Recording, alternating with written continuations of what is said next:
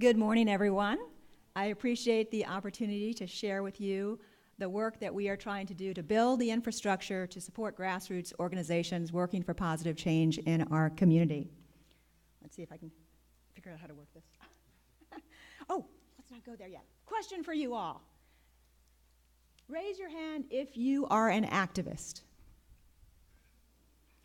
That's pretty good, but there's a lot of people that didn't raise their hands, so I want to try to change that. So what is an activist?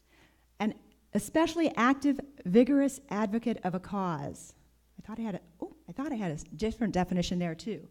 Someone that works for social or political change. So a lot of times, you know, we're not going to get pictures, it looks like, on this presentation for some reason.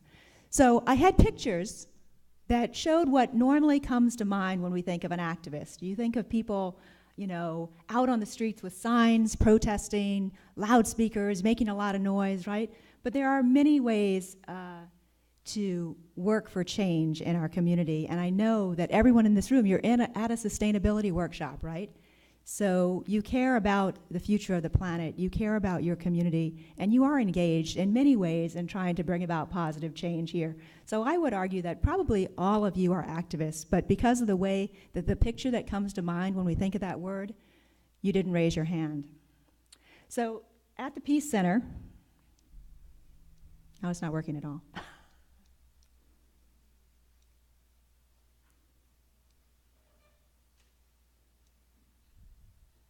Our mission, I'm not going to worry about it. I'll try to go off the top of my head.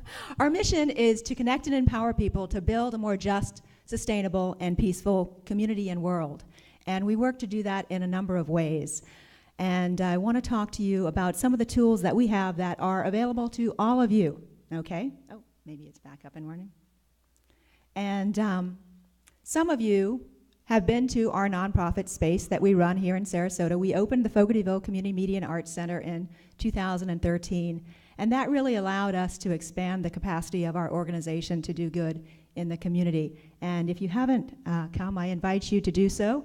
Marianne Bowie and the Green Builders will be hosting their holiday party for the green drinks next week on Wednesday, so you can come and meet other people interested in green building and building sustainability there as well.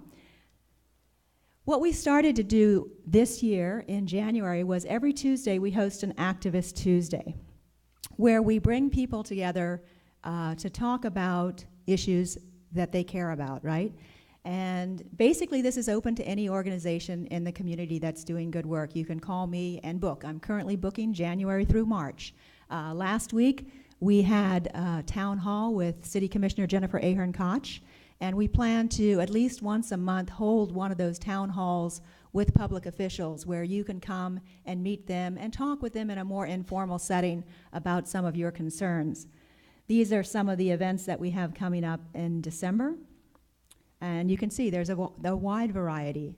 It's really a matter of what work is being done in the community and how can we help support it and spread the word about it.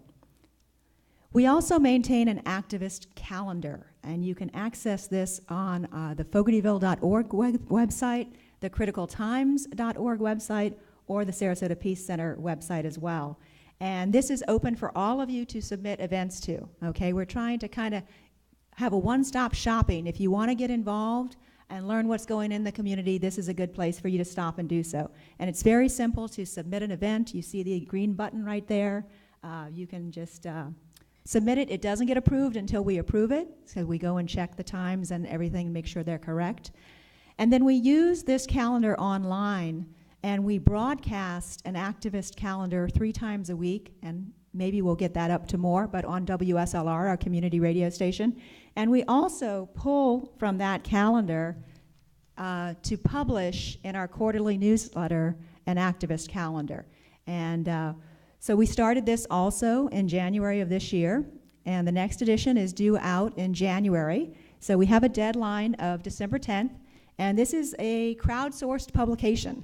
So normally I have to twist people's arms to get them to write articles, but right now I would love to get a net metering article from Bill, you know, to educate people about that.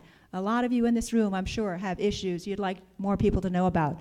You can submit articles to criticaltimessrq@gmail.com for consideration, or certainly talk to me during the lunch break if you have something you would like to submit to see if it's appropriate or not.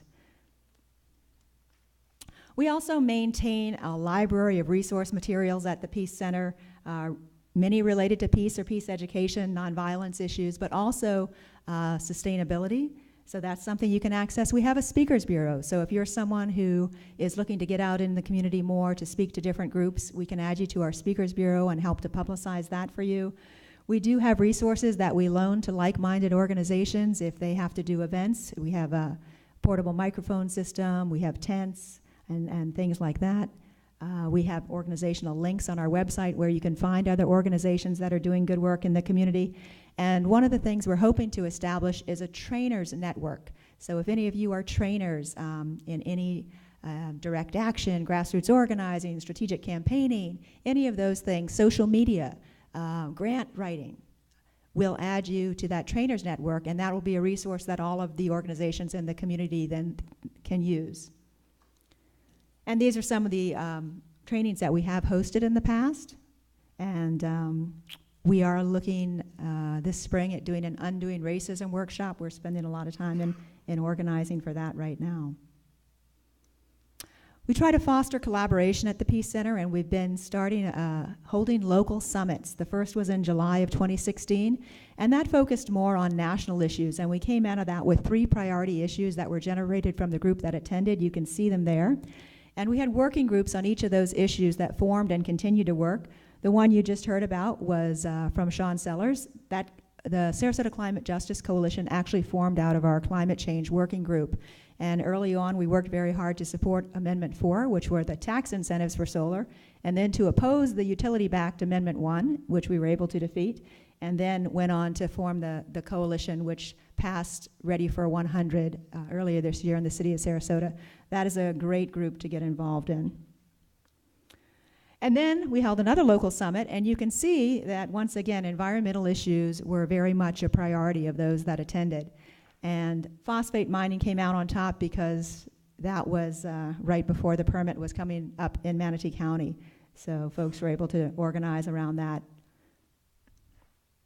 Also at Fogartyville, we obviously have space where you can hold meetings, and we do that at low cost or free for people that we agree with, that are working for the change that we want to see. And we also, this is an important thing, we provide fiscal sponsorship opportunities for startups, okay? So Transition Sarasota actually worked under our umbrella for 5 years before moving out to form their own nonprofit organization. We currently are sponsoring a new college food bank project. Tracy Troxler had contacted us about her composting project, but she was able to quickly get her 501c3. So if you have a project and you don't have an organization to house it in, and you want someone that can help you with it, with administrative and financial aspects of that, that's something we can do. We are a small organization, so we can't do it for a lot of groups, but we can do it for a few. We also sponsor workshops and community dialogues, and we also send out a bi-weekly e-newsletter. So once again, you're getting the activist calendar, the newspaper, the broadcast, and if your events are submitted on that activist calendar, we'll also pull from that to send out our bi-weekly email. Just once again, trying to help you get the word out about what you're doing in the community.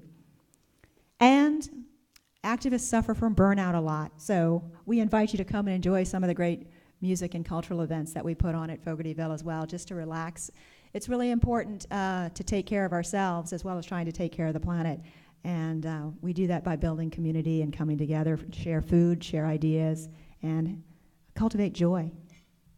You can reach us at the SarasotaPeaceCenter.org, Fogartyville.org, or criticaltimes.org, and I will be available during the lunch break to answer any questions you might have. Thank you.